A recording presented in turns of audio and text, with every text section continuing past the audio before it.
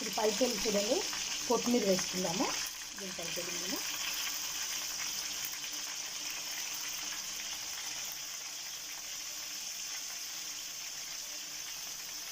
కొత్తిమీర వేసుకున్న తర్వాత కొంచెం అండి ధనియా పౌడర్ వేస్తాను.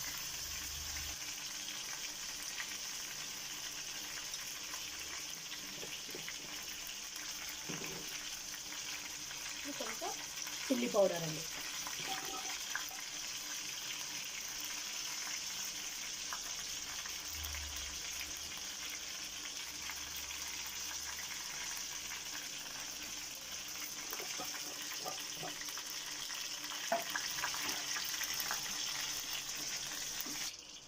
చూడండి, ఈ విధంగా చీజ్ను డెకరేట్ చేద్దామండి.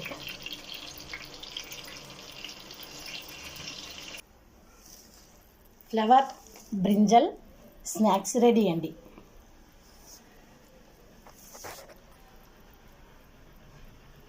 హ్యాపీ హనుమాన్ జయంతి.